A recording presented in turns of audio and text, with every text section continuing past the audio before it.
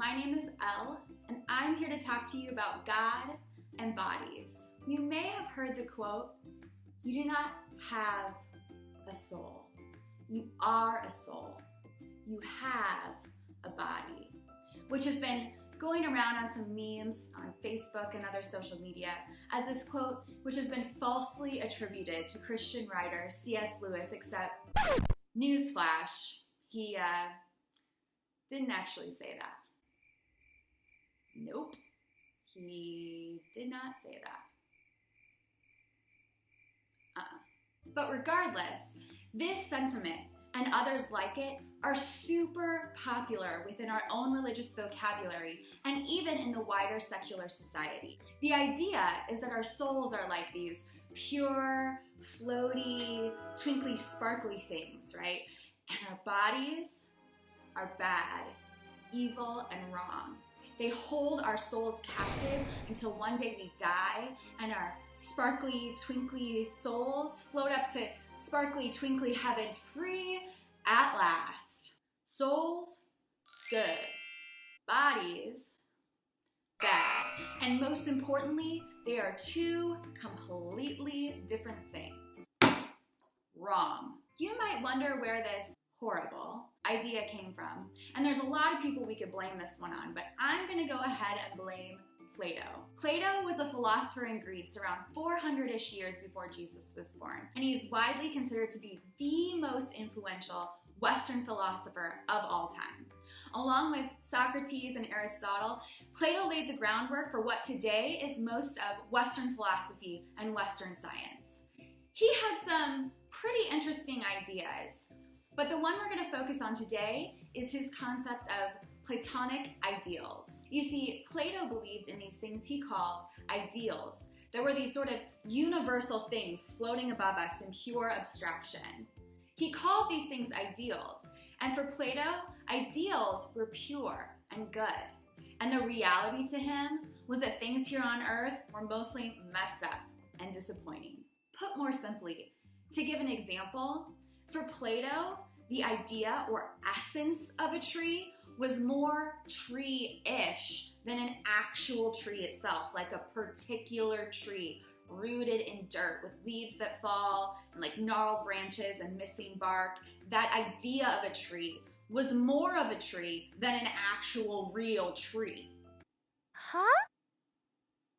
That might be a little confusing, but basically it was Plato who came up with the idea that there's a separation between what we might consider bodies, the physical fleshy stuff, and what we might consider souls or spirits or essence. This idea got spread around a lot and influenced another school of thought that was popular around the time that Jesus was born, called Gnosticism. Gnosticism basically said that all matter, including bodies, was bad. That all of us are good, have little light or spark inside of us. That's our true selves. And with the right information or knowledge, we can set that little spark free and be rid of our evil bodies once and for all. But enter Jesus.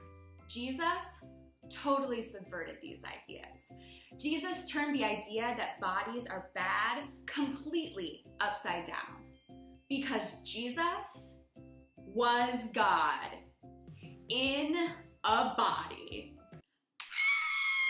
God in a body? How could that be? God is spirit, goodness, light, and bodies? Bodies are bad, dirty, and wrong. Or are they? The doctrine of the incarnation, basically a fancy church way to say that God came to earth in a body in the person of Jesus Christ, tells us that Jesus was 100% God and 100% human. That God's humanness did not take away from God's godness. That God being put in a body didn't make God any less holy. And God didn't just kind of come in a body. God didn't come a little bit in a body. No, God took this coming to earth in a body thing real serious from start to finish. God, in the person of Jesus, started off in the womb of God's mother, a woman named Mary. God was born through a regular birth, and God grew up and learned to walk and ate and drank with God's friends until one day they killed God.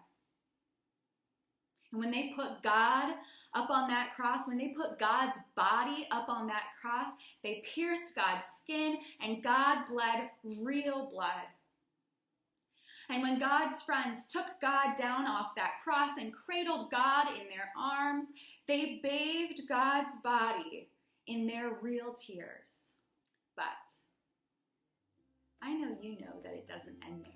God came back. And when God came back, God did that. God resurrected in a body. God didn't just symbolically come back. God didn't just spiritually resurrect. Nope. Jesus Christ was raised from the dead in a body, a flesh and blood body, a body that retained its wounds. Like when Thomas put his hand into Jesus' side and touched the nail marks. A body that ate and drank with the disciples. Like that time in John chapter 21 when Jesus had a fish fry barbecue on the beach for breakfast with his friends. I think fish for breakfast is kind of weird, but to each their own. And that's not the point. The point is that as Christians, we believe in a God who came to earth in a body. And that means that bodies are not dirty or bad or wrong. In fact, Jesus ascended all the way to heaven in that same body, proving once again that we had been wrong all along about bodies and how bad bodies were. Bodies are sanctified and holy because our God in a body is sanctified and holy. This is the best news ever for anyone with a body. That's all of you. Because now we don't have to hate our bodies or think of them as somehow separate or alien from us. We can now know for sure that our bodies are good and holy and lovely and beautiful. They are not inherently bad or wrong. They are good enough to go right up into heaven, which is why we say together in the Apostles' Creed, I believe in the resurrection of the body.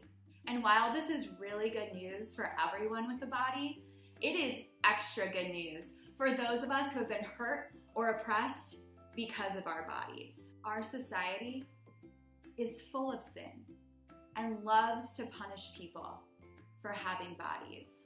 Women, LGBTQIA+ people, people of color, fat people, people with disabilities. In our society, if you don't have the right kind of body, life can be hell on earth. And so when someone hates you because you have a different skin color or because of your sexual orientation, or if you're a victim of gender-based violence or sexual harassment, or those of us who have eating disorders or poor body image, we need this good news even more. We need to know that we were created in the image of a God who loves us and who came to earth in a body, who was born, lived, and died in a body, and then was raised up to heaven in a body to be glorified forevermore. Dear ones, if you spaced out or took a snooze or were checking Snapchat through this whole video, I get it. But I need you to hear this one thing.